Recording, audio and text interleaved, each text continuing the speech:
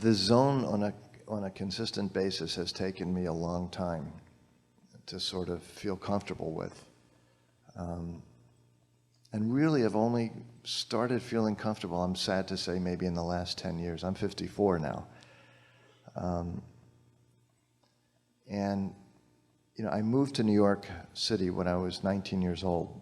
But as I said, I grew up in a kind of musical family. My father was an attorney and a jazz pianist.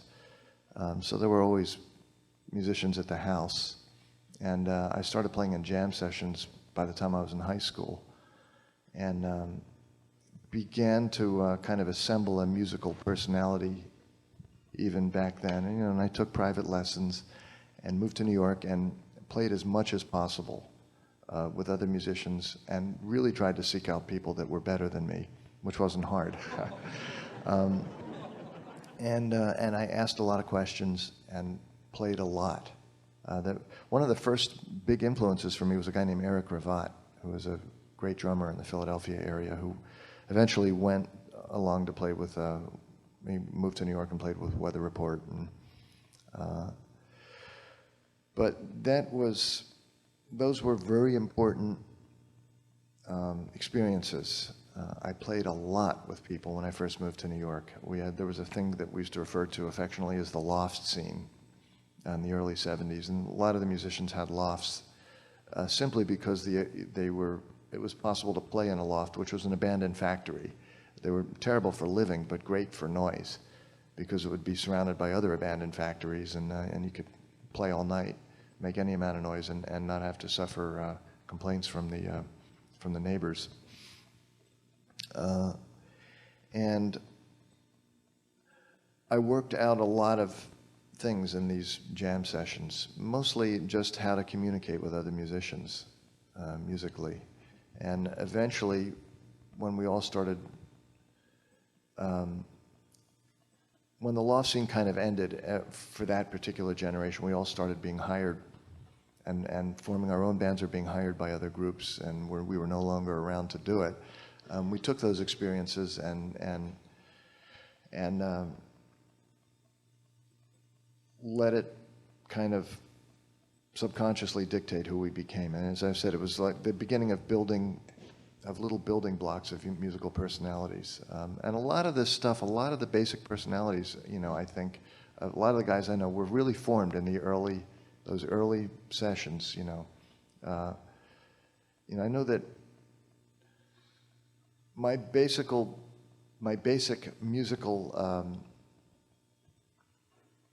sort of leanings were really shaped in the early days. You know, I've tried to learn a lot since then and continue to. Right now I've been studying Bulgarian wedding music, strangely enough. I've totally fallen in love with that music, and I'm taking lessons now with a Bulgarian violinist in New York.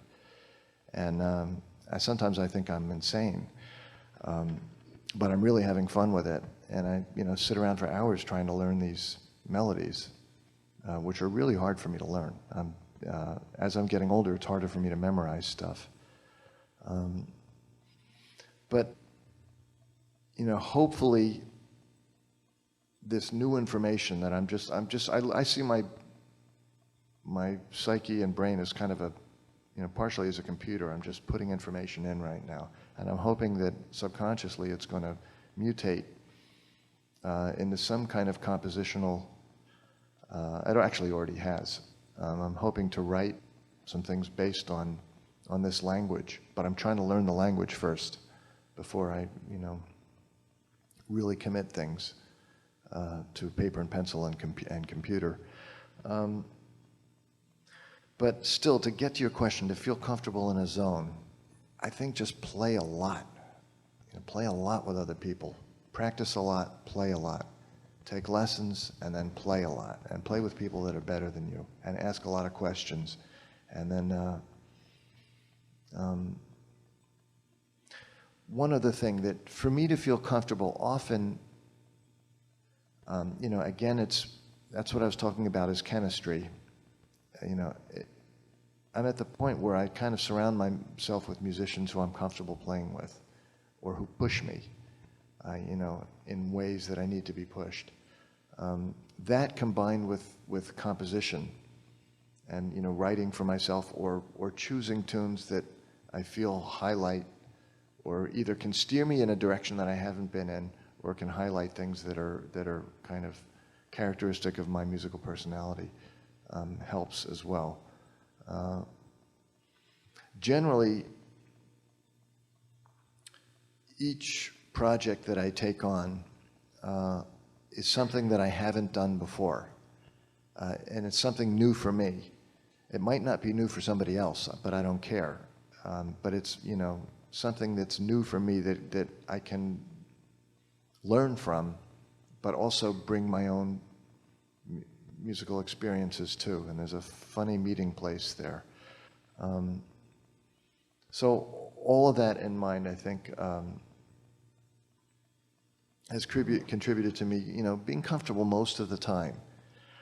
I have to add one other thing. I still get nervous. I still question on a nightly basis, not so much if I'm actually on tour, but before a tour, if I haven't been playing, like I haven't been playing in a week and a half, 2 weeks now. And I always wonder, there's always a part of me that says, well, do I remember how to do it? And then finally, when I get up there and start to play, it might not be the first night, but generally it is. Then it starts to click again, because it's all there.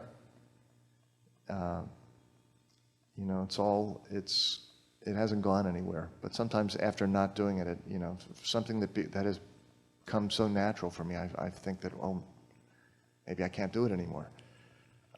And I've corroborated that with a lot of other musicians. I'm not alone with that. It's good to ask questions and find out that, that we're basically part of the human race, and that others have the same, kind of fleeting thoughts.